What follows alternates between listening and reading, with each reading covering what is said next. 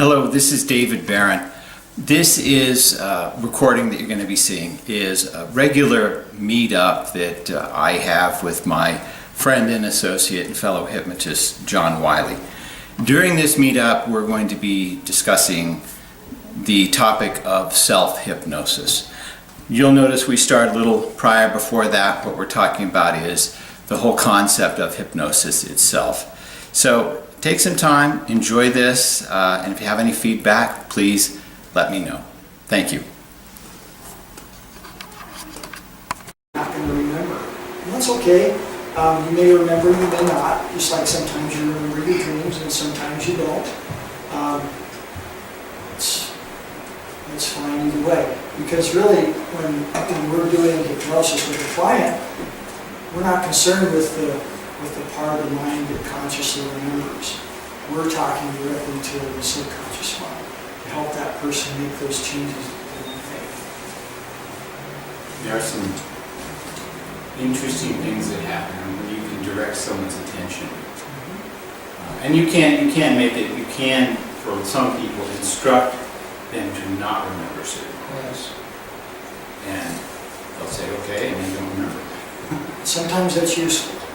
Because sometimes people, I think we all have experienced, some of us more than others, overthinking things, overanalyzing things, and that can get in the way of us actually just doing it successfully. So sometimes it's useful to just let the conscious mind forget, and let the conscious mind take over, the unconscious mind take over, and do that. Is the Hollywood stage hypnosis different or real? Well, Yes and no. yeah. It's hypnosis. It's the narrowing of the focus. It has an entirely different outcome. Just like John was saying, it's designed to sort of create this reality. And the people who are on these stage performances, if you interview them afterwards, they have a whole wide range of experiences. Some of them, it was really comfortable, it was really pleasant, they were playing along, they knew we were safe. Other people, they saw exactly what they were told to see, or didn't see, or they forgot their names, everything was just like that. It's going to vary from person to person. And keep in mind, a stage show is designed to be entertaining, so not everyone is going to be on the stage, and not everyone's going to stay on the stage. So they're going to take people off who don't respond quickly enough. So they're narrowing down to people who really do respond. The whole purpose of stage hypnosis is totally different than therapeutic hypnosis. It's for entertainment. And so it's a lot more closely related to magic than it is what we do when we're working with clients, helping them to stop smoking or lose weight or things like that. It's all about the illusion, right? And there are some cool things that you can do with hypnosis to create that illusion. And there's a lot of debate with hypnotists whether stage hypnosis is actually useful and beneficial to help spread understanding about hypnosis, because a lot of people already, because of stage hypnosis, they get the wrong idea when it comes to things like the locus of control. Okay? The truth is, hypnosis has to be, except for very rare circumstances, change etc., ellipsis manual stuff. Hypnotherapy is a collaborative effort. It's a cooperative endeavor where you're working with the hypnotherapist to make the changes that you want. Right? So all hypnosis, there's a lot of truth to the statement that all hypnosis is self-hypnosis. Want to get started? Yeah, I think we might as well. Who else is going to show? Let me get this to this. Just put your names here, so we know who showed. I am David Barron. I operate at Eastern Oregon Hypnosis in Ontario. I'm John Wylie. I'm Basic Hypnosis here at Wylie. And John, for the most part, the last couple of times, in fact every time, I've sort of taken the lead here, because I can do that pretty easily, apparently. But John here is the one who has been doing most of the research, study, and preparation for this. It's largely about self-hypnosis. So, It's all of it. so I defer everything to him. And if you have questions, ask him first and then me. Do you have anything that you want to add? Just Sure, yeah, and I'll augment anything you say without being too bossy. So I have some handouts here for everybody. What's your name? Andy. Nice to meet you.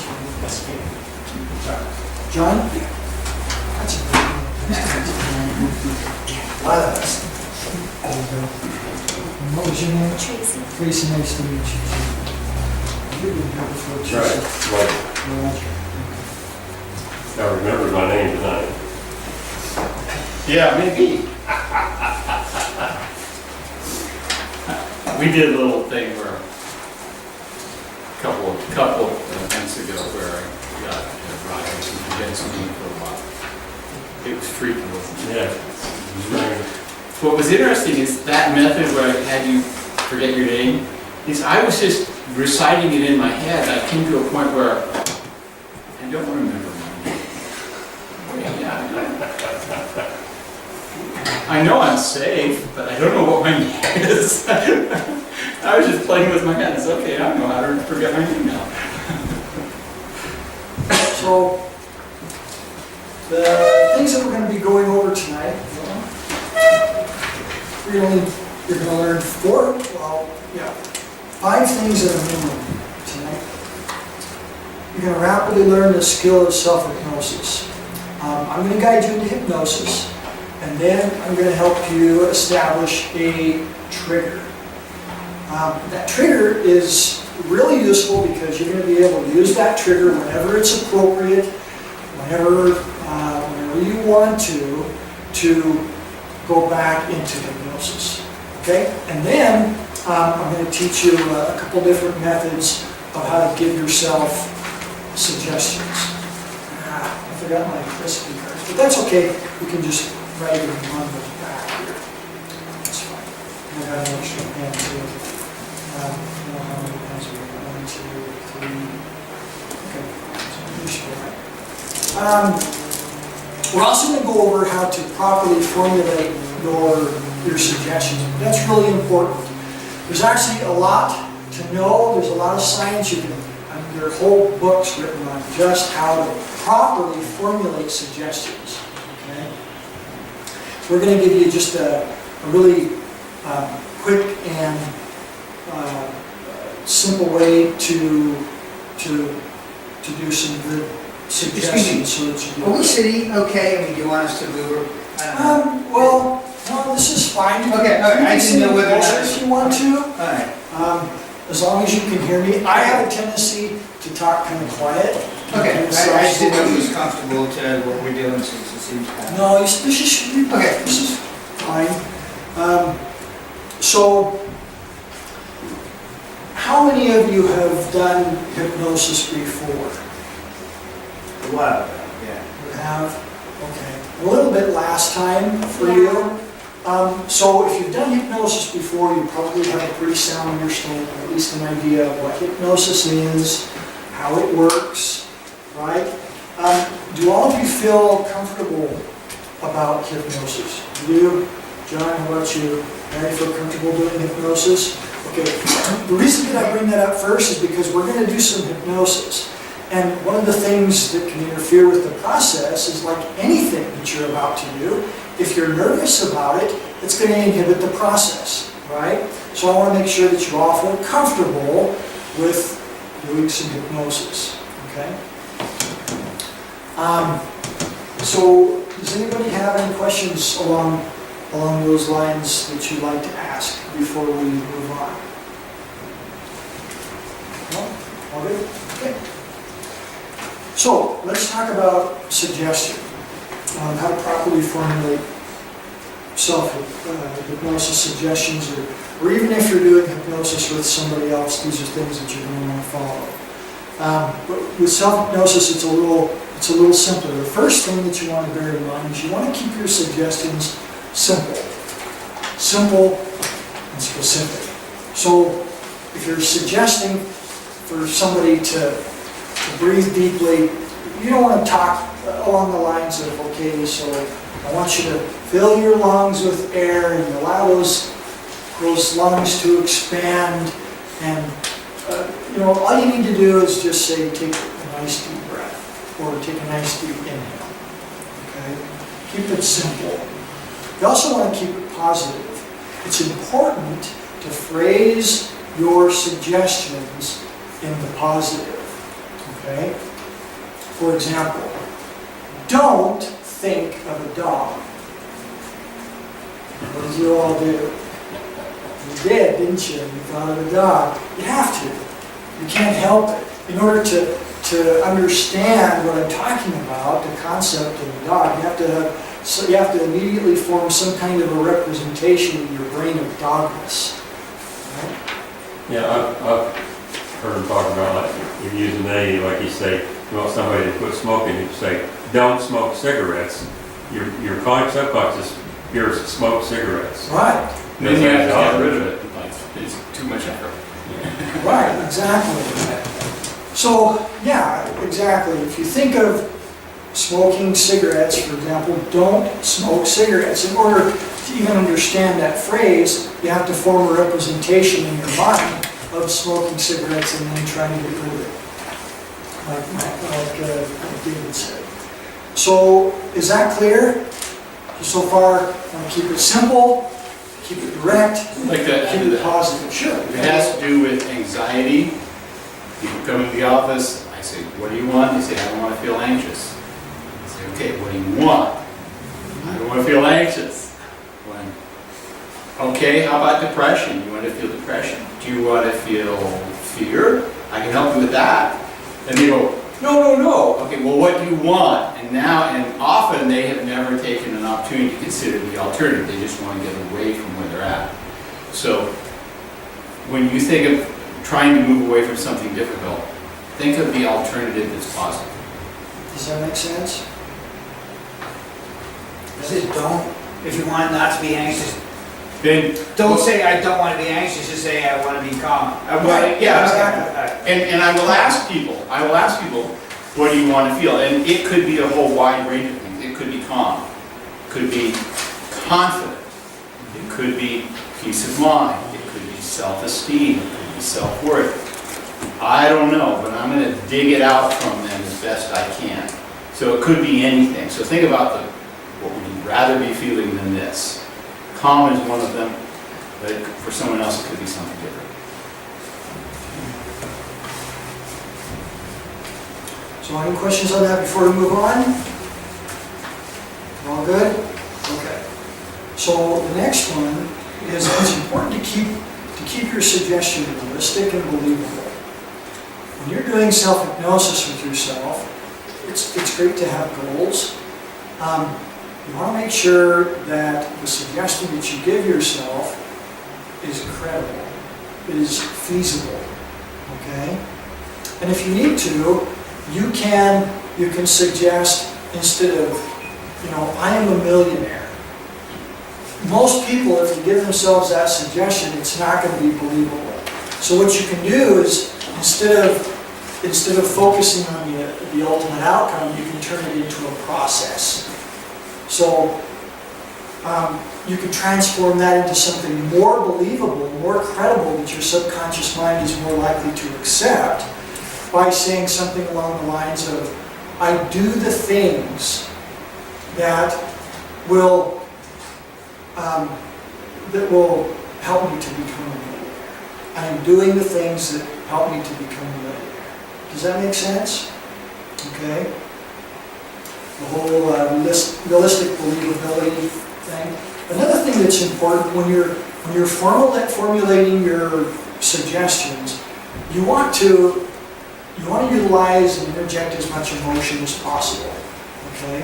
A lot of times, especially people who like me, tend to water that stuff down. At least I used to. But emotion is motivating. It's our emotions that motivate us. So it's important that we use language that gets us excited, that wants us to move in that direction. Okay? That's the purpose of our emotions, to motivate us to do those things that are sometimes difficult, sometimes take work. Any questions there? Motivation? What would that sound like? Okay. Let's say that I wanted to lose weight. Okay. So, So, what do you think? Give me an example and Would- I'll help you find it. would it be like I'm so happy now that I am energetic and Yeah, good. happy and Excellent. capable? Right. On top of that, there are activities that people do to lose weight. In addition to pushing away food, they may have a physical activity. So you think about those activities and you put positive emotion into them. Like, it's sort of exciting being a little bit, just a little bit. Most of the time, knowing I'm feeling alive, not really stuffing myself. So you can add excitement to that. Or you can start building curiosity, fascination, and interest into physical activity of any sort. Walking, or riding a bike, or going to the gym if you want to go that far. Okay. Now, there are several facets to this too. You want to make sure that you're incorporating emotionalized language, emotional language, when you're constructing these suggestions. But also, one of the things that I'm going to do, I'm going to give you a couple different methods for incorporating these suggestions into your self-hypnosis. And one of the methods that you're going to use is you're going to read it off of like a card, or you can write them on the back of your page here. When you read those suggestions to yourself, don't just read them like this in a monotone voice. Feel them, okay? Put energy, put emotional energy into those suggestions when you're reading them, okay? Because then when you go into hypnosis, that's gonna energize those suggestions for you, okay? One of the ways to do that is once you have that sentence figured out, physically put your body in a position where you feel really strong, you feel committed, you feel as if what's going to come out of your mouth is true, and then read those words, say it or think it as though it is true. And do it enough times that you start to feel it. And that's the feeling you want to sort of lead through. And if you want to, let's say you're using self-hypnosis to improve your public speaking ability, okay? In a situation like that, what I would recommend, and we'll revisit this, but it's important to go over it now since we're talking about emotion, is go ahead and before you do your self-hypnosis, stand up. Stand confidently, stand proudly as you read those affirmations, those suggestions, okay? And then you can make yourself comfortable and do your self-hypnosis. So any questions on that? Is that clear? Okay. You also want to keep it present tense. For example, there's a danger in saying, let's say you're wanting to lose weight. I will eat more fruits and vegetables. Why is that a problem? Can anybody tell me? Any volunteers? Why that might be a problem? Not specific enough, or? Well, yes, but there's more to it than that. It's in the future tense, okay? So it's never here, it's never now. It's always out there in the ether in the future somewhere. So you want to make it present. You want to make it here and now.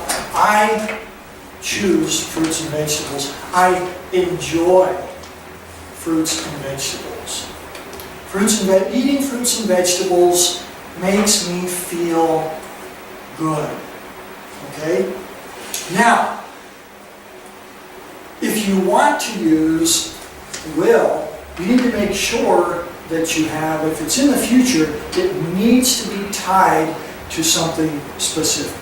like a specific event, a specific trigger, okay? For example, when I'm in the grocery store, I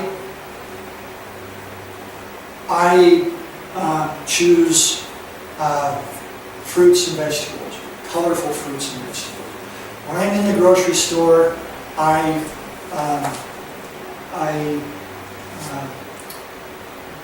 find colorful fruits and vegetables that I want to eat, okay? So make sure if you're going to do future tense that it's tied to a specific time, a specific event, a specific trigger. Okay? One that I use a lot with my stop smoking clients is whenever I feel an urge, I take one deep breath, relax, and put my mind on whatever I choose. Okay? Any questions on that before we move on? All good? Good? Okay. And finally, you want to keep it direct and active. So avoid words like try. Maybe try implies failure. Can, instead of can, use do. I can stop smoking. Have are you going to, right? You know you can. May, should, all those kinds of things. You want to nail it down. Okay? So anything you'd like to add to that? The last one, keep it direct and active. You can replace any of those with am or are. I am instead of I try or I can, or are fruits and vegetables are incredibly pleasing, are enjoyable. Okie dokie. Right. As Judah said, don't try, do, or don't do. Right. Yoda is very wise. Try. Be like Yoda. Do or do not, there is no try. Do or don't do. All right, guys. So now what I'd like you to do is we're going to establish a self-hypnosis trigger that you can use whenever you want to help rapidly go right back to that hypnotic state that you're going to love. Okay? So what I want you to do is just pick a finger on either hand that you're going to choose to use as your trigger finger, your peaceful place trigger. Okay? So it could be this finger or this one. It's good to do something that a unique tactile sensation that you don't feel all the time. So for whatever reason, if you always are doing this, then maybe you might want to use a finger that's a little bit more unusual. Okay? So pick a finger. It could be on either hand. It doesn't matter. But has everybody got their finger chosen? All right. So what I'd like you to do now is go ahead and put your feet flat on the floor. Make yourself comfortable in your chair, but I would caution you against slouching too much. We'll want to turn off our cell phones and minimize the distractions as much as we can.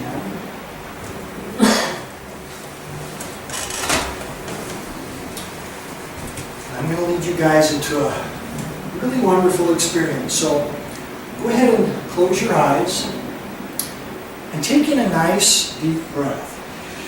Go ahead and fill your lungs all the way up, and then at the top hold that breath.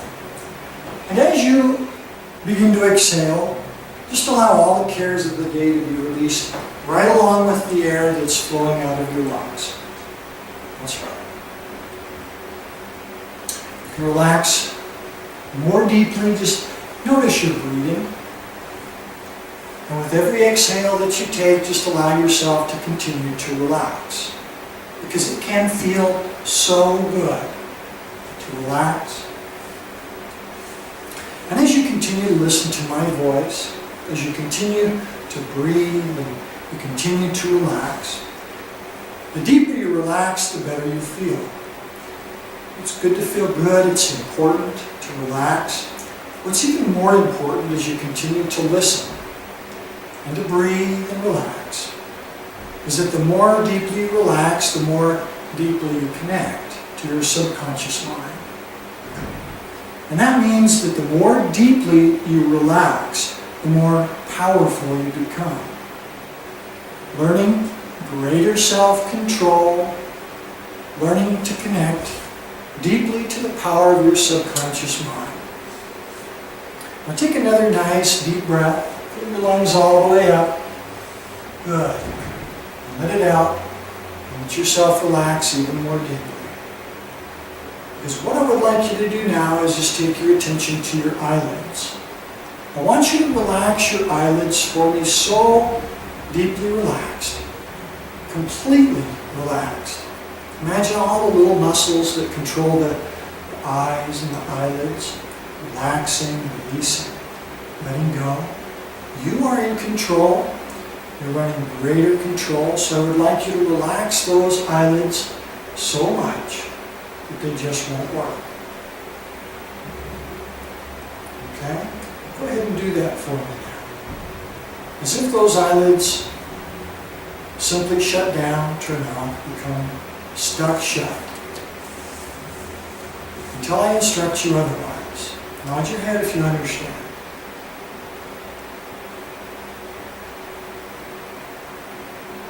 Now go ahead, exercise your control by relaxing those eyelids so completely that they just won't work. As long as you keep that level of relaxation, those eyelids will be just stuck shut. As you continue to experience that relaxation so deeply in those eyelids that they are simply stuck shut. Now in a moment I'm going to ask you to demonstrate for me and for yourself your mastery over this first important step. I'm going to ask you to test those eyelids, show me that you can retain that relaxation, show me that they don't work. That means your eyebrows will move up and down, but your eyelids will remain closed because you've relaxed them so completely that they are now stuck shut. On the count of 3, you can show me. 1, 2, 3. Eyes stuck shut. Very good. Good. Stop testing now. And just let yourself relax even more deeply. And take that feeling of relaxation that you've created in your eyelids and allow that feeling to begin to spread up through the forehead, up into the top of the head. Feel the top of the head relaxing, just like those eyelids are relaxed. Because in a moment, I'm going to ask you to send that feeling of relaxation gently down the entire body, from the top of the head all the way down to the bottoms of the feet, like a pleasant wave of relaxation. Go ahead now and send that feeling of relaxation down the entire body.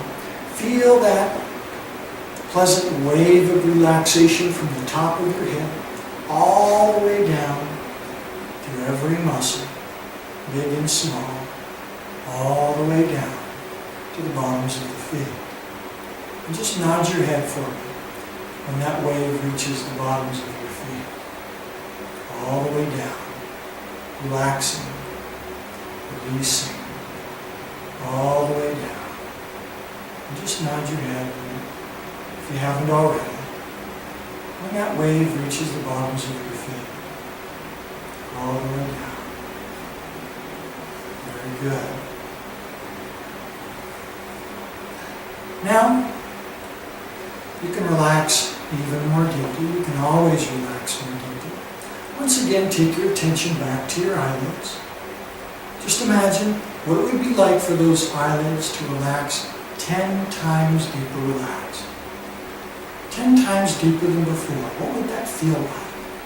For those eyelids to become 10 times more deeply relaxed than they were before.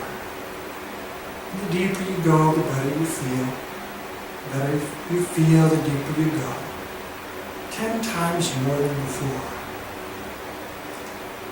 And once you've got that, just allow that feeling to begin to spread out. That 10 times deeper feeling, spreading up through the forehead, relaxing the forehead, spreading up to the top of the head, relaxing the top of the head, just like your eyelids are relaxed.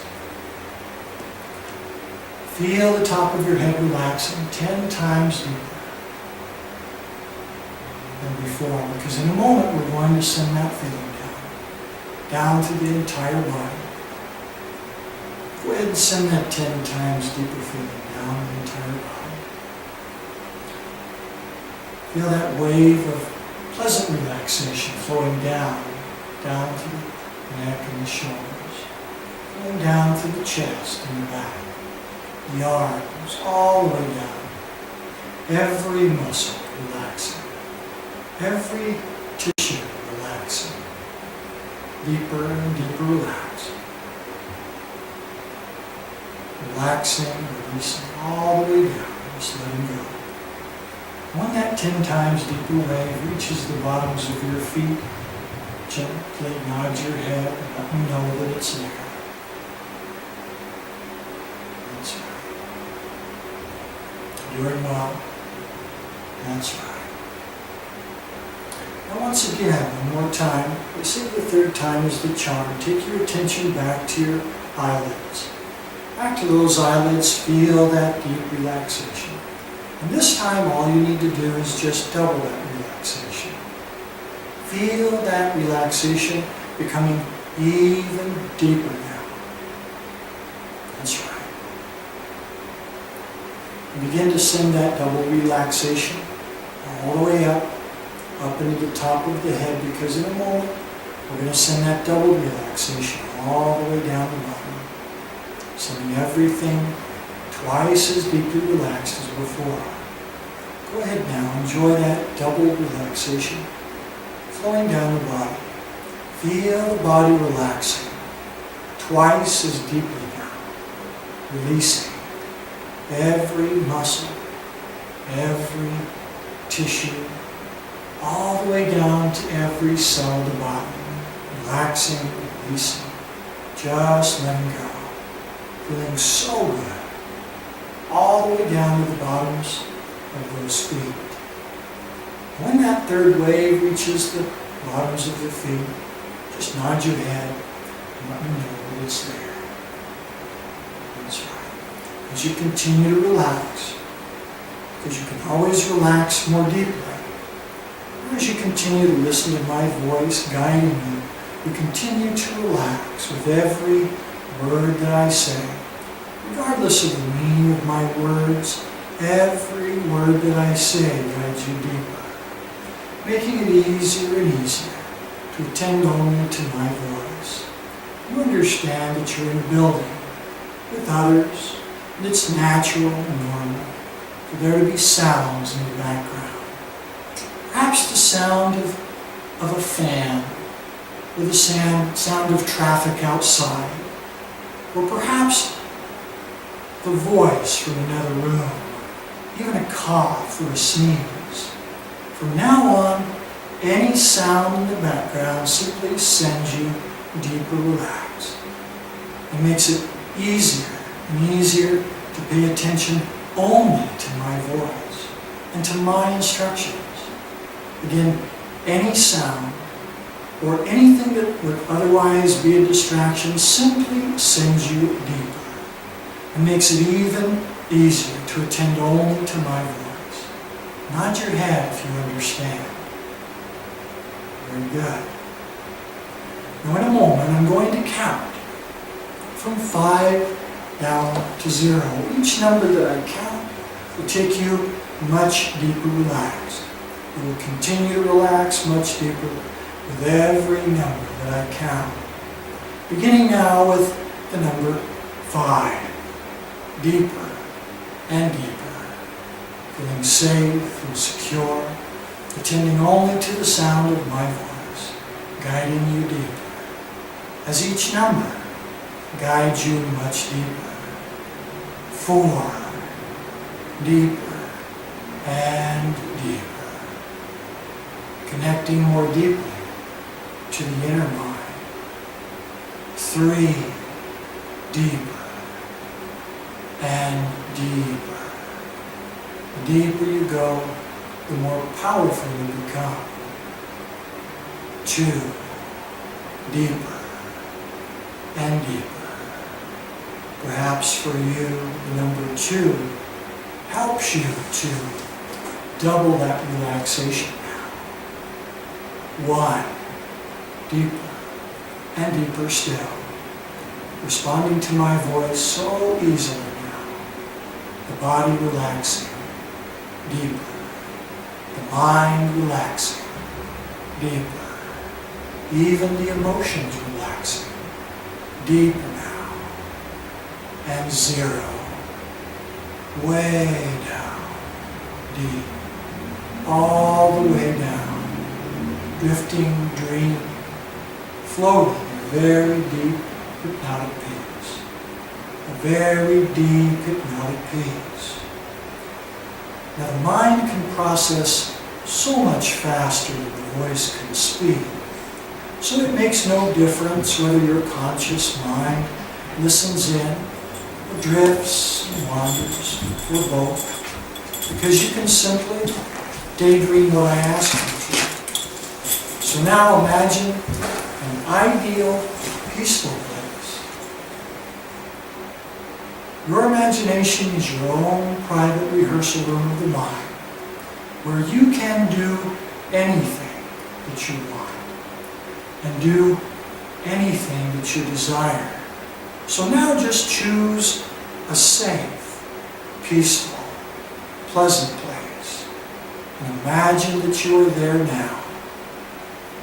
Be there as you experience beautiful sights, peaceful sounds, pleasant sensations, feelings that are so peaceful, so serene, and so deeply relaxing that it is as though you are becoming part of the tranquility that you experience in your peaceful place.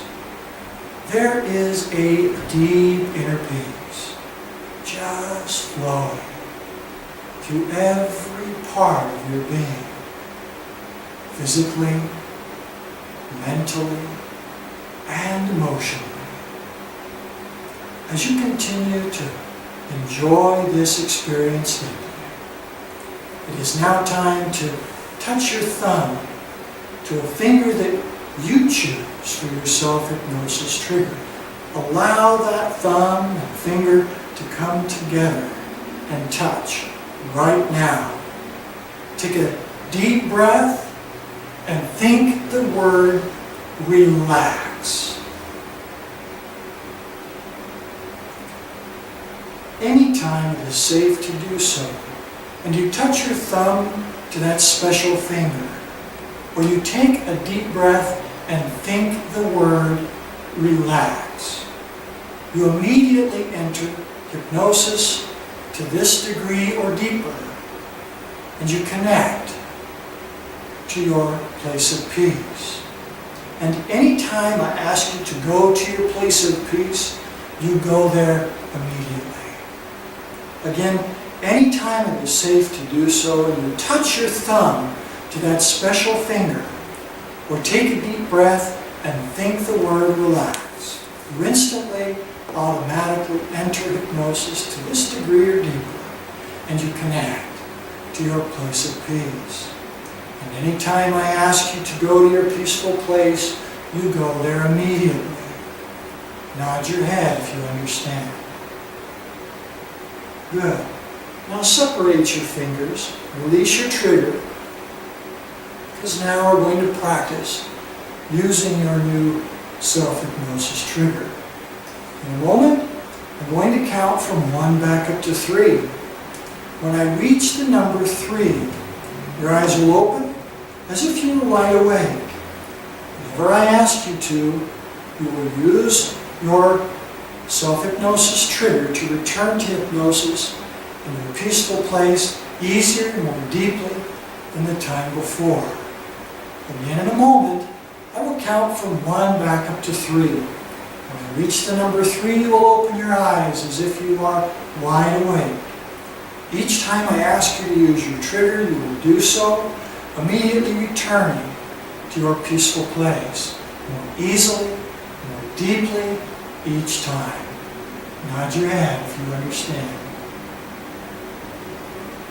Very good. So 1, 2, 3, eyes open. Everyone look at me. Very good. And use your peaceful place trigger.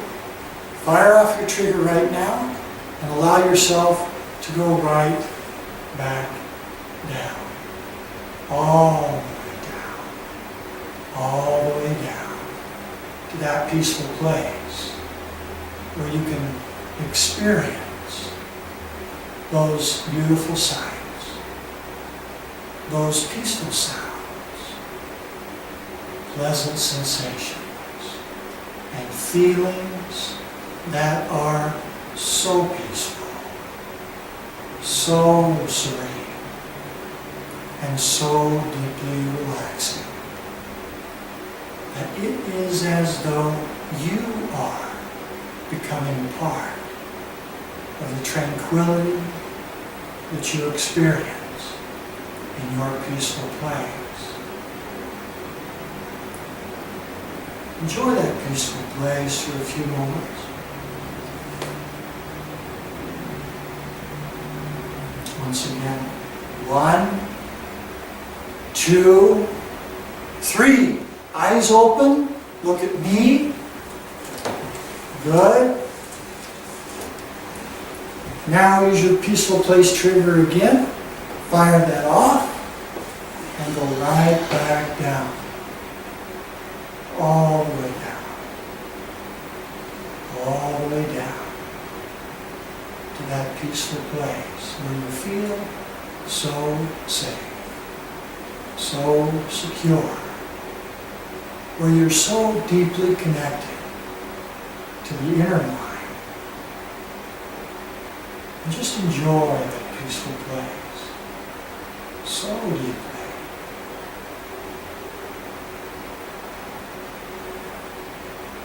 And you can easily return to a peaceful place whenever you choose. By simply touching that finger together. And go ahead and release your trigger. Once again, 1, 2, 3. One more time, eyes open. Look at me. Good. Now, one more time, fire your trigger off and go right back down. All the way down. All the way down one more time to that peaceful place. Those beautiful sights. Peaceful sounds. Pleasant sensations. And feelings that are so peaceful. So serene. And so deeply relaxing. Just experience that peaceful place for a time.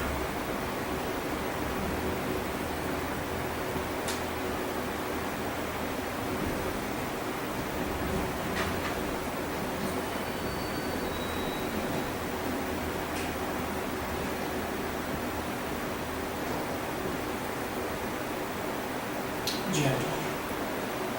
Your attention returns to the sound of my voice. Understand that you now have the ability to enter hypnosis whenever you choose, whenever it's appropriate and safe to do so. All you have to do is use your trigger. Each time you use your trigger that you have chosen, you will immediately return to your peaceful place, entering a deeply peaceful state of hypnosis that is deeper and deeper each time. In a moment I'm going to count from 1 back up to 5. When I reach the number 5, but not before, when I reach the number 5, your eyes will open. You'll emerge from hypnosis feeling alert, awake, refreshed, feeling absolutely fantastic. So let's begin now with the number 1, slowly and gently, just beginning to return. 2, coming up more and more, feeling so good, feeling good physically, feeling good mentally, even feeling good emotionally. 3, coming up more and more, go ahead and take a nice deep breath, fill your lungs with oxygen, allow that air to energize your body, allowing any unnecessary relaxation to just flow away. 4, coming up more and more, almost all the way back, ready to open your eyes. And 5, go ahead and open your eyes, all the way back, feeling alert, refreshed, feeling absolutely fantastic. Okay. So, does anybody want to volunteer what their experience was like? How long was that? I had no time perception at all. Well, it's now 6:53. I'm not sure when we started. I was probably 20 minutes, at least 20 minutes. Probably at least that. You could have said an hour. So, anybody want to volunteer their experience? Okay, I'm basically here because I can't meditate, and I'm still aware of that awareness, it's like you're hearing things and you're concentrating on this and you have this. I guess with practice you stop that, or? Absolutely, it's just like, and I'm glad that you brought up meditation, because meditation uses the same mental muscles that self-hypnosis does. Meditation is essentially a self-hypnosis induction. Okay, or it certainly can be if you choose to use it that way. Okay, so all the people that teach meditation, they're going to tell you the same thing. The whole objective, the whole idea is, especially when you're beginning, it's normal for the conscious mind to want to wander. When you notice that it does that, you just take it and you put it right back where it belongs. It wanders again, you take your attention right back to where it belongs. It wanders again, take it right back where? Right where it belongs, exactly. And if that happens once, okay. If it happens 10 times, okay. If it happens 100 times, you do the same thing. Because with practice, you'll find that your ability to focus, again, that's what hypnosis is all about. That's what meditation is all about. Becomes stronger. It's the nature of human beings to be better with practice. Do you kind of mess it up by focusing on meditation tape? Because I've over the years done tapes and sounds and hemisync, which is a technique of aligning the brain waves or whatever. I think, does that mess you up where you're not able to do it on your own? I don't think so. Because you're focusing on something outside of yourself, so. It depends. It depends on what you want. I think that any of those things like tapes and stuff like that can be helpful, especially early on. Personally, I would want to rely on those things long term as a crutch. You don't want that to be your only option. The purpose of self-hypnosis is for it to be portable, for it to be able to be utilized at a moment's notice. You're on vacation, something goes haywire, you want to relax, you should be able to drop into self-hypnosis at a moment's notice. You don't have to rely on a recording or something like Hey, that. John, what were some of the things you were aware of during this? What came into your awareness? I was more relaxed than I normally get when I'm meditating, because I go to a 7-part mind training, they're Buddhists, and they seem all like. Well, what things did you notice distracting? Kind of sounds, maybe feelings in your body. Okay. Wondering if I'm going to. Somebody came in. Yeah, just so you know, like your footsteps. Typical in One meditation, thought was he's taking an awful long if time. you, as soon as you notice something that's distracting you Some are away, faster than others. it's like John said, I have been instructed to acknowledge it, saying, oh, I found a distraction, and then bring your awareness back. Like I had mentioned earlier, hypnosis is about narrowing your attention down. Things come in, you'll become aware of them, you'll recognize them as thoughts or distractions. Just acknowledge them without any frustration and bring your attention back. And for what it's worth, I've been, I guess it's been almost like 40 years I've been putting an hour aside to meditate. I'm only now not getting to suck at it, so keep at it. I think, part of his instruction, or if you hear noises or something distracting, that puts you deeper. Yeah, that's So a good. it's in. That's why I what do you that, have to because do. invariably there will be noises, Yeah. right? And you can utilize that to help remind you, okay, focus even more. Now, another thing that I wanted to point out, something when I was first learning how to do hypnosis, I thought I was totally doing it wrong. I thought I was totally sucking at it. But what I learned later on was when I was trying to relax and I started to get like an itch on my nose, invariably I'd get that damn itch on my nose. It didn't ever happen except when I was trying to do self-hypnosis. Or you start to become even more aware of all the little sounds around you, all the little sensations. That's normal. What happens is when you're functioning day to day, doing your work or buzzing around, being busy, you're in a beta brainwave state, okay? But when you start to relax and you start to do self-hypnosis, you start to meditate, you start to dip down into what's known as alpha. And alpha has a tendency to expand your awareness, okay? That's why that happens. Be aware of that, okay? Very aggravating with the itching. Yeah, well, That you probably I saw hear me you. Oh, itch like 8 times. can I, let me comment on that? Yeah. I got some Buddhist friends when I started meditating, and they said, okay, if you notice an itch, do this. Say, patience, patience, patience. And if after 3 times you have to itch, go ahead and itch. And then put it back down. But you'll find sometimes, as long as you acknowledge it and you say, okay, now I'm going to set through it, I'm going to be aware of it, be mindful, sometimes it just goes away. And it's okay if you itch. That's what happens, it starts, kind of goes off, and itch here, and itch Right, here. yeah, exactly. You'll also find, remember, there are some similarities between what happens to the body when you're drifting off to sleep and hypnosis, okay? When you're dreaming, in fact, you're accessing and using the same parts of the brain that you use when you're dreaming. You're using that reality generator, right? As your body drifts down into those lower brainwave states, you may have a little twitch, right? It's totally involuntary, a little itch, right? That's normal. When you're doing hypnosis, if you notice a little itch or some kind of a little bodily sensation that you didn't notice before, feel good because you're doing it right? Just keep moving forward, keep practicing. Because whether you suck at this in the beginning like I did, or whether it comes really naturally to you and you're really good at it, practice and you're just going to be better. It's the nature of human beings, whether you suck or not, to be better with practice.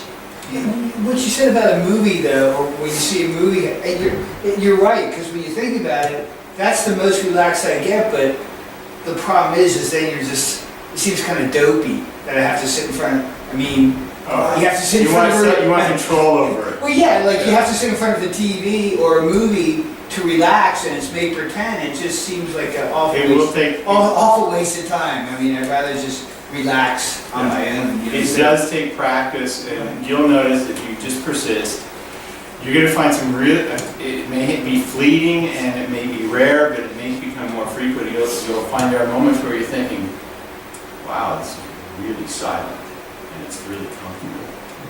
I noticed in the past when I've tried to do self-hypnosis, listen to things, whatever, as I feel like I'm going down, my foot or twitch or my hand will start twitching. I didn't know if that was a subconscious resisting, or if that was just part of the process? It's just part of the She's a process. part of this. Yeah, but just, for you, just keep practicing at it. Think about a place that's, I often focus on a place of silence. Believe me, I don't know if it's me or everyone else, but I always hear conversations in my head. There's chatter, there's words, there's thoughts I didn't even know I was thinking start coming up. And so when they come up, I just acknowledge Personalities them. coming out. Quite It's silence and, yeah, damn, it's language. It's not pervasive now everywhere. What about tensing your muscles? In that album, tape I had years ago, I was like a kid. It had you going and you tensed your muscles and you let them go. If you have a hard time relaxing, then that is a really good strategy because it helps you to learn to relax. So if you're having a hard time relaxing, right, then what you can do is you can tense, start somewhere, start in your neck or shoulders and just tense those muscles up and hold it for a few seconds and then let go. And what will happen is you'll start to learn the difference between relaxed and tension. And it also has a tendency when you squeeze those muscles like that and relax them, you tend to relax more. One of the benefits of that, and I'm not going to imply any of you have this, one of the benefits of that is that there are people, for whatever reason, have to sort of block off every awareness of their body. They could have been traumatized, they could have serious anxiety, and the only way they cope with it is to not be aware of their body. Tensing it up, relaxing it, gives them that awareness. So, and it starts the process. And of course, you don't have to be traumatized or like that to use it. It's very useful. And sometimes not being able to go into self-hypnosis like you would like to, sometimes it can be because of something that your subconscious mind for whatever reason doesn't want to go there. Maybe there is something that you could use some help with, right, with a professional, okay? But for the most part, just keep at it, just practice, because the whole idea behind meditation is it's boring as hell, right? Because all you're focusing on is breathing, and it's really super easy to be distracted. With a movie, it's a lot more engaging. So that's kind of the whole point. It's supposed to be boring as hell, right? But you'll get better at it with practice. So anybody, one other thing that comes to mind that I would like to mention, as you, moving forward, as you do continue to practice, when you find yourself in a particularly comfortable place, okay, then you can reset your trigger, okay, and that will help you when you fire your trigger off to take you that deep or deeper, right? It'll give you a real good boost. Even if you're struggling, you'll find that if you use that trigger, you can use the what we call a kinesthetic anchor or trigger, or you can just use that deep breath, relax, and maybe that's the trigger that you chose. Okay, so any questions, any additional comments on that? Everybody good? Okay. So now, there are two different ways that I'm going to teach you. There are more than that, way more than that, but these are the two methods that I'm going to teach you to give yourself auto-suggestions. Now, auto-suggestions are self-suggestions. So what you want to do is grab a pen, and on the back of your page here, write down 2 or 3, no more than 4, specific suggestions that you'd like to give yourself, using the guidelines that we've already been over, related to the change or the outcome that you want. Okay? And once you've done this, I want you to read those suggestions. Now, you're probably going to want to read them to yourself. When you're practicing this at home, I want you to read these out loud. Okay? There's my pen. That's okay. That's an intense Oh, pen. yeah. I've got a pen. Oh, okay. Thank you. That's an intense pen. And we'll come around, we'll help you with your suggestions if you'd like us to. It's kind of important that you get those right. You need a pen? Yeah, it's okay, I'll kind of remember. Well, and when somebody else is finished. Oh, okay. Well, we got some time, because we gotta be out of here by 8, right? Yeah. So we've got, yeah, it's only a little bit after 7, so we're okay. What are we, okay, I mean, what are we doing again? Okay, I was well, focused. I'll read through the instructions, Okay. and then you can do them when I've finished. Right. So the first thing you want to do is you want to write down 2 or 3, no more than 4 specific suggestions related to the change or the outcome that you want to make. Okay, so you're going to write down a few, no more than 4 specific suggestions to give yourself. Okay? And then you're going to read those suggestions to yourself. You're going to read them ideally 4 or 5 times. And then you're going to use your trigger to go back to your peaceful place. Okay? And you're going to just hang out there for, when you're doing it yourself, you're going to do it for 10, 15 minutes. Here, we're going to abbreviate that. We're going to have you do it for maybe 5 minutes. Okay?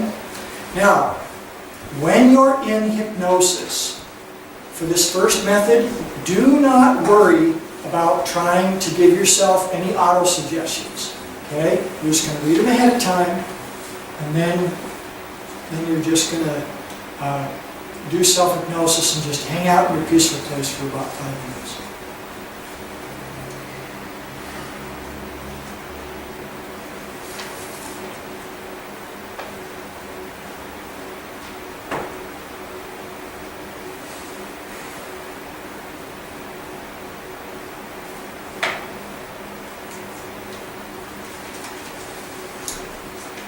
So would anyone like David or I to look over your suggestions?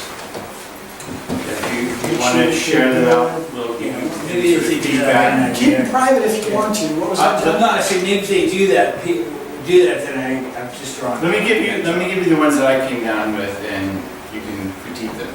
Okay, and ideally, if you're comfortable sharing with yours, we'll give you some options. So first of all, I have this date timer. I have my to-do list on there. I have a bunch of projects that sometimes overwhelm me. So I feel excitement and motivation toward the activities of my day. Positive. Awesome. Just focus specifically for something simple enough. Yeah, okay. And the other one is reading my to-do list excites me. That's simple. Is it believable? Oh yeah. Good. I just got to keep reading it. I did this. Yeah, those are great. You don't have to have 4. I don't mind sharing mine. I want to give kind of like the reason why, and so that maybe helps you pick the right ones. When my grandmother died, like 14 years ago, well, it was my aunt. It was in 2004, so it was like 13 years ago. I gained weight within 2 weeks, like 25 pounds. And so my theory is that that weight is there to protect me. And I will not go away. And I want my subconscious to know that I'm healthy and happy and safe, but it serves no purpose. And so It's a suggestion that you want to give yourself. All right. So I put, I am safe, healthy, and fit. I feel safe and happy in my thin body. I love feeling light and free from being thin. So I don't really know, but I know it has to do with safety. Okay, so safety. Yeah. Read that again? One, just the first one. I am safe, healthy, and fit. Okay. Okay? Now when you say that, how does it feel to say that? Does When it, I read it to myself, it feels good. does it? When I read Okay, it out good, loud. that's what you want. Okay. Okay? So, that's what you want to do that gut check. Mhm. Okay? If you can say, I'm safe, healthy and fit, and it feels good, like, yes, awesome, that's what you want, that feeling. Now, in a situation where that gut check is saying, no, that's not true, then we're gonna need to tweak it a little bit, okay, and there are ways to do that. But if that feels good, then go with it. The next one is, I feel safe and happy in my thin body. And that one feels good? Yeah. Yeah, they all kind of say the same thing, so I don't know if I was saying the same thing. Okay, well, I heard you say, yeah. I mean, but. The first one feels more, We want to get that same feeling with the Yeah. next one. yeah. How about I feel healthy and thin, or healthy and safe? Safe and happy. Now, this is just me throwing things out. Regardless of how thin I am, or regardless of my weight, without concern of my weight. Does that feel any better? Because I'm thinking that because you put safety and your weight at some level conditional on each other. I think they are because it Yeah. just won't go away no matter what. Based on what you described, I can Yeah. understand why you think that.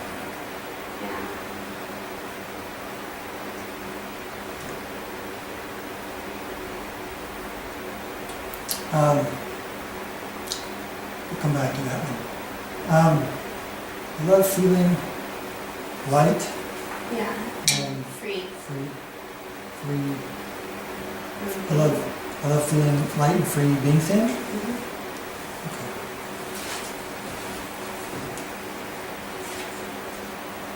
Just kind of going on what you're saying about eating healthy foods and how light you feel. 'Cause when you eat Mhm. heavy foods, you feel like you're anchored to the ground Yeah. or couch.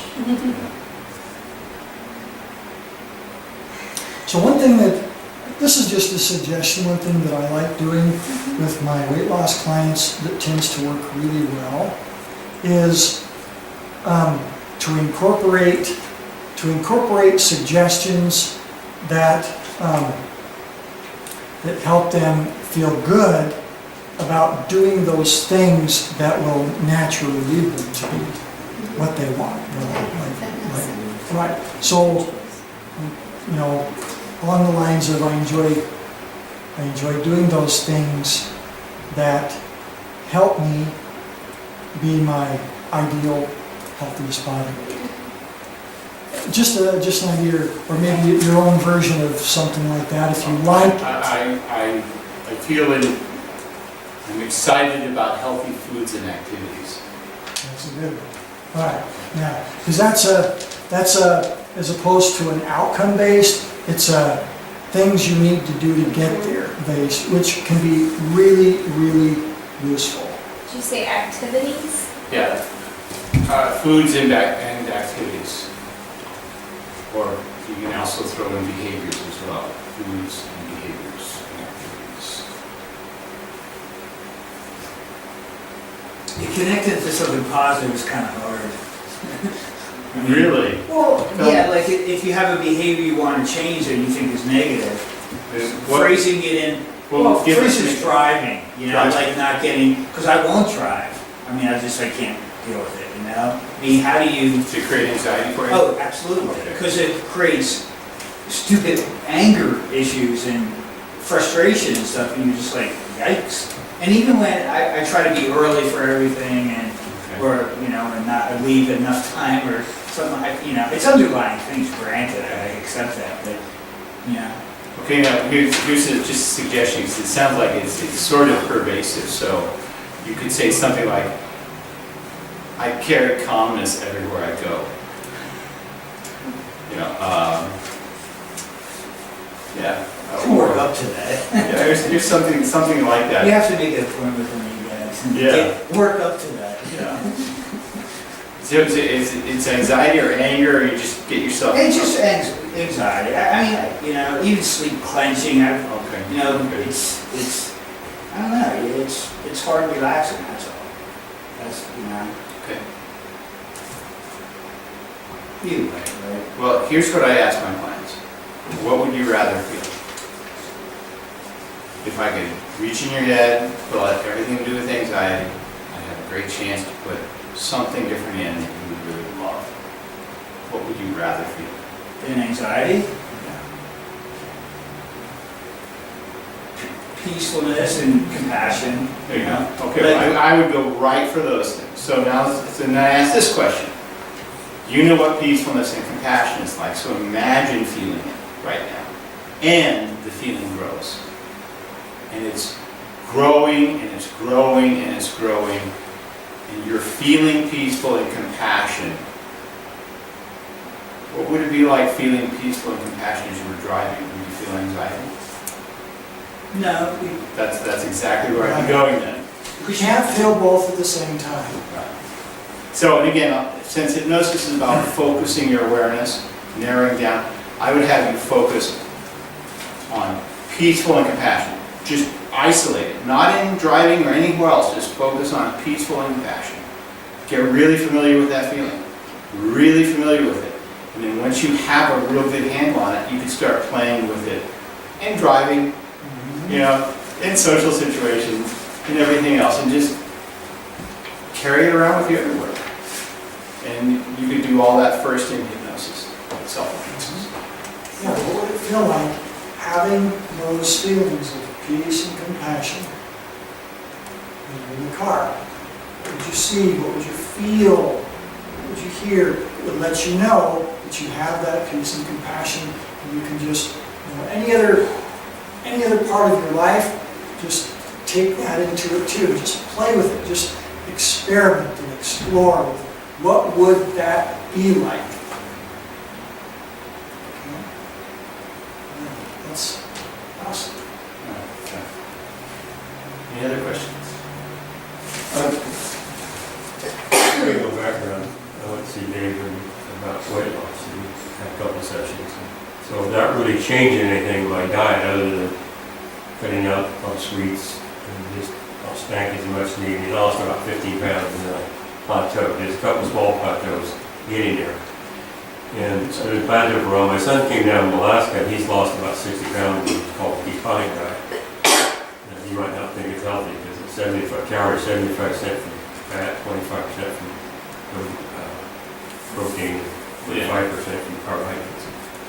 So I kind of switched over that and I lost about 10 pounds pretty quick, and now plateaued and kind of bouncing between 25 and 20 pounds loss. And so I'm trying to push through that.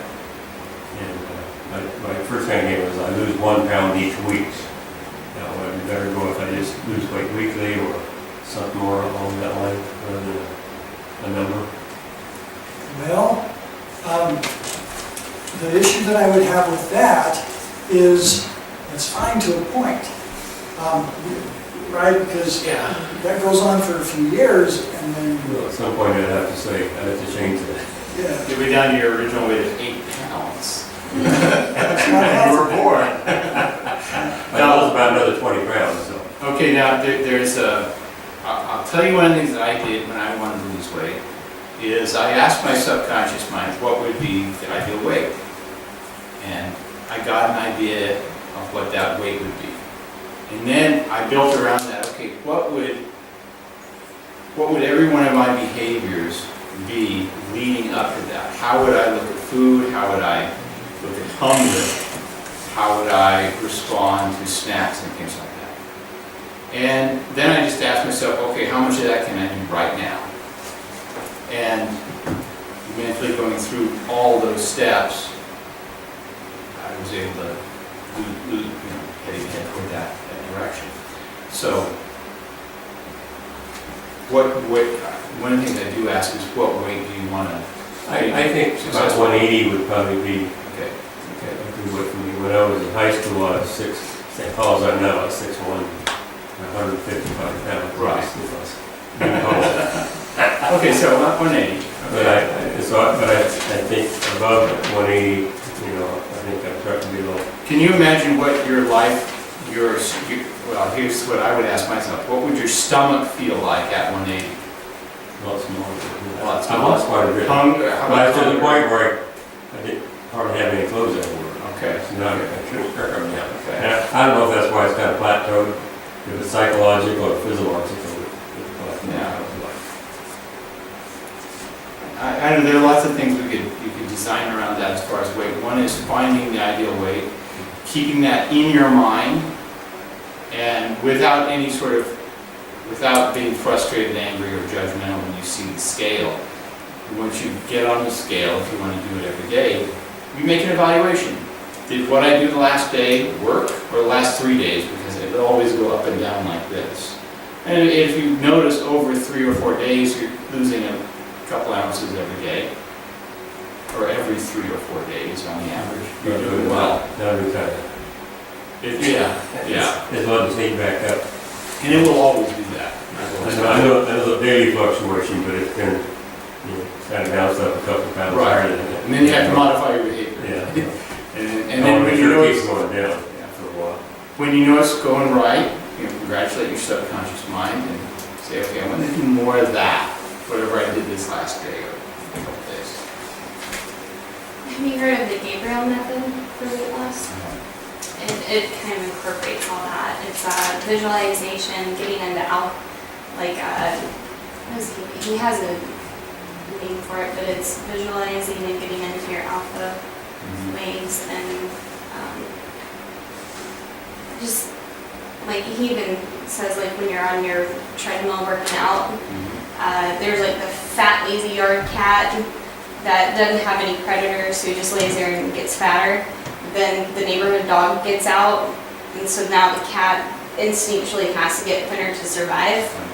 So like when you're on your treadmill, if you think about being chased by a tiger or a bear or something, it kind of instinctually lets your body know that you need to be thinner to survive, to outrun this thing that's One of the things that, this again may be relevant to anyone who wants to lose weight or not. I say this story a lot to my clients who want to lose weight.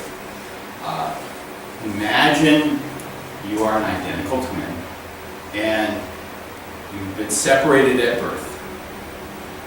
You're each at a weight where you need to lose weight. Same amount of weight, in fact. And one of you, because you really hate the situation you're in, because it's really uncomfortable, because you sort of hate yourself, you go through all the exercise and stuff to lose that weight, and you lose the weight. The twin, on the other hand, has a sense of value, self-worth, self-love, self-esteem, and loves themselves so much they do the exact same thing and they lose the weight. Now, which twin do you want? Okay, everyone likes to choose this one because they're doing it because, no wait, I really value myself. I'm not doing it because I'm uncomfortable. I'm doing it because I love myself. And this is going to, the discomfort of losing weight isn't even there.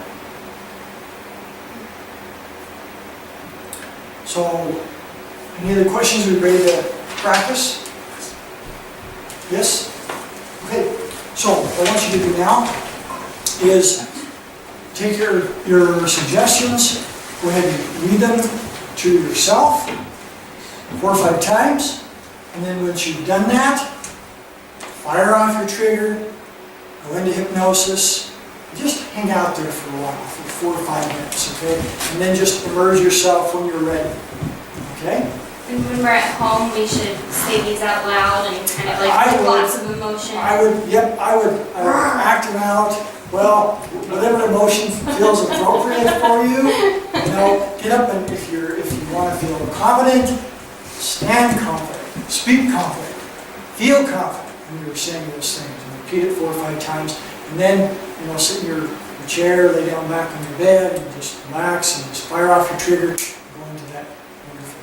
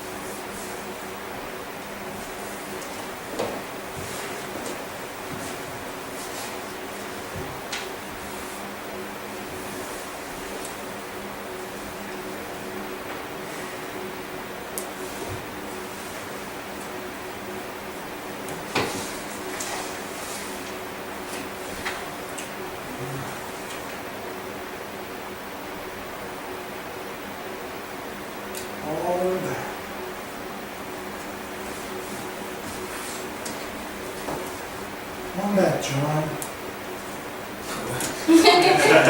It's just nice to relax.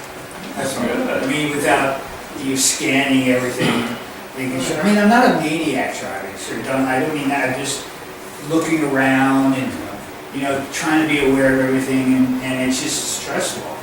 At the end of it, you're just like, Jesus. It just would be nice to. Yeah, it seems like you're already getting better. Actually, yeah, it's like.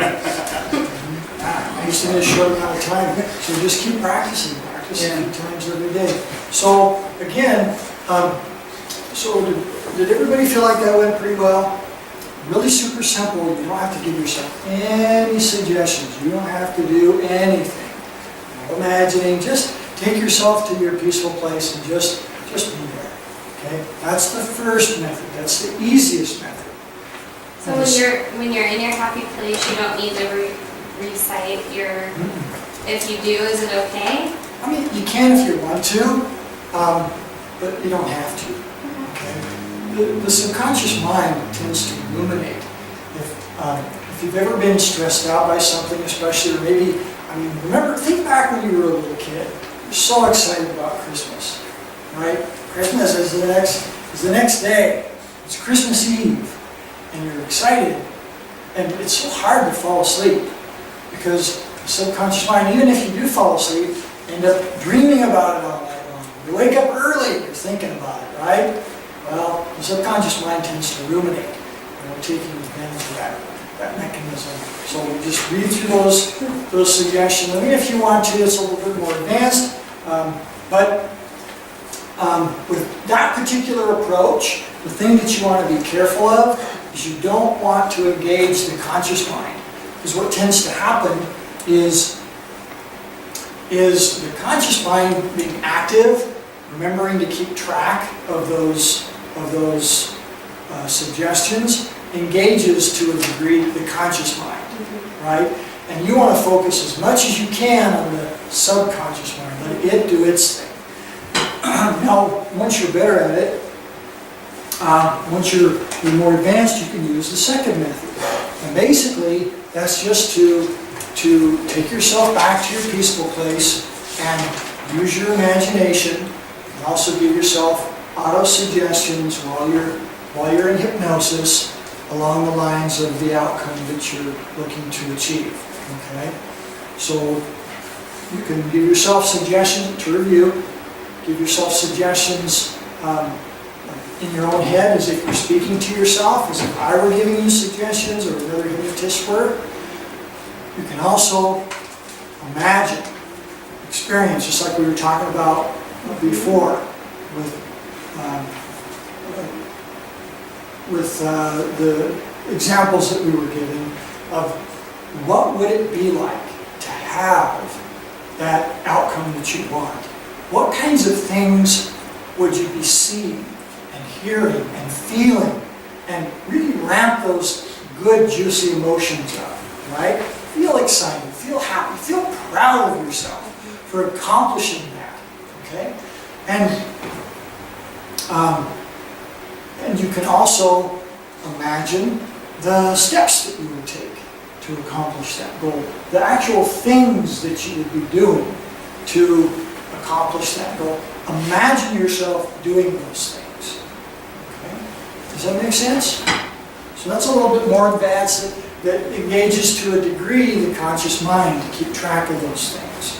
Okay? So you're probably going to find that if you go that route, you're not going to be able to get as deep as you otherwise would. But you don't really have to go that deep to get really good results with self-hypnosis. One of the things I noticed is I found myself repeating my phrase, reading my to-do list excites me, and I really started smiling, get excited about it. And you started to smile a lot from it as well, so I get the impression you had a really positive effect on it. Yeah, well, I was imagining I'm on the beach, and I'm like, like jumping up and down and yelling, and, Nice. you know. So any questions on these two methods? All right. Anything you'd like to add? Otherwise, That's pretty much all I wanted to cover. Yeah, no, I think this is perfect. One of the things that, as far as self-hypnosis goes, one of the things I have done and sometimes works is just talking to yourself and giving yourself the instructions, relax your head, relax the muscles of your face, just hearing yourself give these instructions. The other thing that I've done that has been relatively dramatic is I use this with my hypnosis clients, which is going deeper simply means to focus enjoyably. So the deeper you go, the better you feel. And I started to just ponder that. And so in my own meditation, I thought, well, let me just keep saying that to myself and see what happens. And all of a sudden, I started to feel better and better, and my attention started to narrow more and more and more. And all of a sudden, I really put all my energy just into focusing, going deeper, and feeling really good. Because the deeper you go, the better you feel, and the better you feel, the deeper you go. And I got in this one sort of single pointed type of awareness, which was very enjoyable. Have you ever had people get nauseous during hypnosis or meditation? If they come with a stomach problem, that's something I'm concerned about. The only time I've had anyone feel uncomfortable is when I have flashing lights that I turn on while their eyes are closed. It helps create a brain wave rhythm that makes hypnosis happen much more easily. It doesn't cause hypnosis or induce it, it just makes it easier. And a couple of times they say it's a little uncomfortable, so I don't use it. But no. Did you get nauseous? I have been getting nauseous when I meditate, and this kind of feels like a super crazy deep meditation. So, and I looked it up, and it said that I'm kind of like getting motion sickness from. Oh yeah. So I had to kind of have to touch to remind me. Do you do it in a chair? Yeah, I got nauseous today. Okay. That's why I asked. In that case, I would try to open my eyes as much as possible. Still Get your space. Let's see. No, I don't have anything else to add. Any questions? Yes. You told me about a friend who made self-hypnosis tapes, and that's itself a suggestion you wouldn't remember who he was. Yes, Jeff Stevens. One of the things he would often say there's no such thing as self-hypnosis, because in his mind, hypnosis has to be guided externally. You can do a lot by trying to direct your attention yourself, but he felt that the best way to do it is to have someone else that you trust direct you. And again, you don't have any responsibility other than following this person's instructions. So what he decided to do is he would make hypnosis tapes.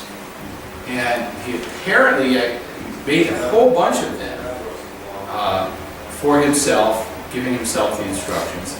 And he wanted to see how far he could go. So he had a hypnosis tape in which he instructed himself for 15 minutes after the end of the tape. You won't know who you are. You won't know where you're at. You don't know what you're doing. And he said, it was really confusing. He wandered around and it was, I can imagine it was very much like when I started to just think about the process about how people forget their name, and all of a sudden I didn't remember my name. It was just like I couldn't go in the direction where I could normally think. But he did it with an audio tape. Oh, and I have an audio tape that it's called the Super Somnambulist Training Guide. And the purpose behind it is 3 CDs, which the purpose behind it is to see how good you can get at being a hypnosis subject. And one of them is you can forget your name for 15 minutes at the end of this. It's the very last one. You can train you how to forget your name. It's just a little test to see how far you can go. Is that the first thing you think of though? I mean, what makes you think that you forgot your name though? Because you have to, Well, I mean, when you become self-aware, and you're like, okay, I have a name, and then it's also- very strange. What happens is you just can't go to that place where your name is. I mean, and it is strange, and you know it's not normal. And well, I mean, first of all, keep in mind, if you forgetting is a very natural part of life. And have you ever, I don't know how much you do drive, but have you ever parked your car in a big parking lot, and then when you come out, you want to, where is it?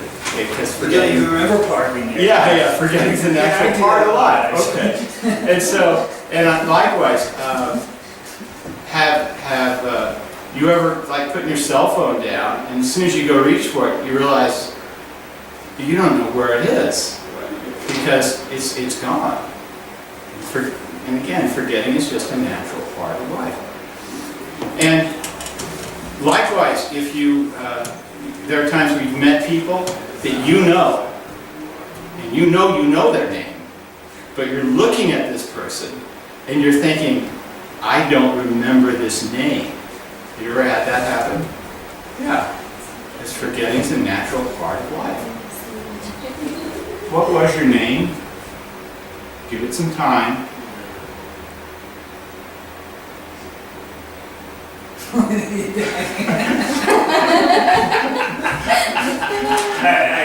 You got it? It's a strange feeling. I've had that, Look, again, not to say you're driving, being in an area and then seeing with different eyes and not recognizing Yeah, yeah. anything. Yeah. And you're like, holy cow, especially if you come a different way. Not that my light doesn't go out when I'm driving, but then all of a sudden you're just like, holy cow, nothing looks familiar. I just thought it was early Yeah. onset Alzheimer's. Or, So, you know, so when I did that, were you like sort of lost as to what to call yourself? Yeah, it was just, Your name is here, and he sends you that way, Right. right? And over there, your name is all the way over here. For a few moments, you forget. then when you start to think about it, then your name sounds foreign to you kind of in a way. Right, right. Gotcha. So that's what it feels like. What about going back and remembering specific times or events in your life? Like my boyfriend said that he went back to a certain time and he almost had like this 360 experience where he could zoom in and zoom out and see things that he wasn't even really looking at. Yeah. Hypnosis is an experience amplifier. So you can use it to go back in time. We call that regression. And it's a common tool. It's a useful tool. We also use what's known as progression, where we imagine future events, how future events might happen. And when you're in hypnosis, when you're that focused, you can experience those things really vividly. And what you'll find is you continue to practice your self-hypnosis, your peaceful place will become more and more vivid, more and more real to you. Okay? Can you do regression and self-hypnosis? Okay. Yeah. One of the ways to do it is first of all, you get in that relaxed state. Then you go back to something around that time, that area, that situation that you are aware of, that you do remember. You focus in on that. And it could be a time, an event, a situation, or something that was there. And you put your attention to it and you slowly begin to widen your attention. Either going a little forward in time or opening the awareness of what's around this object, for example. And sometimes it's just like the shingles blot, the scales drop from your eyes and it's like real vivid. Yeah, your eyes, when you look at something, you actually only focus on, you got this big, but your brain records everything that's in your peripheral vision. Very good. So if you want to, it's always fun to mess with you. Yes. A lot of times I have trouble coming completely out of trance, even if I've gotten myself. Do you have any suggestions about how to get yourself? What are you like when you're trying to come out of trance? Is it like you're asleep, or you just Yeah. don't want to get out? Like right now, I'm kind of still half in. It's like Okay. it's like the world is only superficially real, so it's kind of like a bubble vision sort of. Okay, a couple things you can do is what was your name? And Okay, Andy. What time is it? What time is it? Did I watch? I don't. Okay. Right now, folks, right now, Andy, right now. You feel more into it now that I just said this? Right now, Andy, are you with me? Yes? Yeah, A little more? a little more. Okay. Just focus on the moment, right now, this time. What's happened is when you are in hypnosis, like I said, you focus more, and as a result, other things fall away. You dissociate from other states of awareness. And sometimes for some people, it's a little hard to get those things back together. So start being aware of your fingers, your feet, How the did time, the How did you temperature. figure yourself out? Did you just say, well, I'm gonna wake up now, or did you do a count, 1, 2, 3, I'm gonna... So, I'm sorry. Like I say, I was asking how he brought himself out of that. Did he do a count or something, or did he just I decide? just came out. He just came out of it, but he wasn't all the way out of it yet. Like I So- say, if you decide not to, you might still be halfway in there. You can give yourself suggestions too. That's a really good suggestion. If I were doing it, I would simply, before I emerged, I would instruct myself to, okay, I'm going to count now from 1 back up to 5. When I get to the number 5, I will be wide awake, I will be alert, and I will be feeling fantastic. And fully in my body. Whatever verbiage, whatever wording works for you, right? And then I would count myself up. 1, coming up slowly and gently. 2, coming up more and more, feeling really good. 3, take a deep breath. 4, almost all the way back. And 5, open my eyes, feeling fantastic, alert, awake. Yeah. And stretching, standing up and stretching, that was sort of bringing your awareness back to the body. Okay. Have some wicked dreams tonight. It does, because now that all started to seem like, oh, like you're, Now you will find if you do hypnosis, quite often when you've done hypnosis, your subconscious mind is really trying to fit things together, and so you have these crazy dreams. So we'll see what like happens. watching Inception or something. Yeah, that's exactly. What? Maybe this all. Yeah. When you get home tonight, practice. Yeah. And you can use this without doing a count out. Just go into self-hypnosis to put yourself asleep. Is there any last thing you want to mention? Oh, yes. Oh, yeah, and I've also included on here, if you need additional help, you know how much you can accomplish with self-hypnosis. Self-hypnosis is a wonderful, powerful tool. You can do all kinds of different things with it, but it has its limitations. Okay, let's be real. If you feel like you need help beyond what you can accomplish with self-hypnosis, or if simply you prefer to work with a professional, and that's okay if you want to do that. David and I are here to help. Our numbers, I own Boise Hypnosis here in town, here in Boise. My phone number is right there.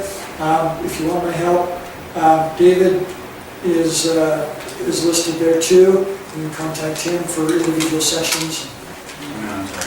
I also want to mention, and it's on the meetup, which is November 3rd, 4th, and 5th. I'm going to be doing a hypnosis training. It's going to be 3 days long. Go to the meetup. It has the price list on there. There's a special deal. Typically, it's $875, but if you come with a person, it's $500 a piece. So Unfortunately, I'm gonna be on the road that weekend. it happens. And we'll see how this works. I mean, we may have enough people to do it, but I will always be scheduling something like this in the future. And it's largely for people who really want to do that. All right? Questions, comments? Okay. If if you feel kind and generous about the time here, please, we have to pay for the room and, you know, my gas and stuff. Otherwise, it's free for anyone to attend. Thank you very much. Thank you. We're gonna hang around if you want to talk. Andy says, Thanks, guys. Pleasure finally seeing you here. yeah, It's love. Thanks again. Dave? I'll see you I've later. been in a lot of All right, take care. classes about Hopefully we'll see you manifesting again. what I want. Yeah. And one thing that Tell just you kept what, on, it's gonna happen is the last that time this that lady, we she's talk a teacher, she's to like, you, he's- stop I mean, focusing on he's- what you don't want. I'm certain that. What I don't So what I don't want in your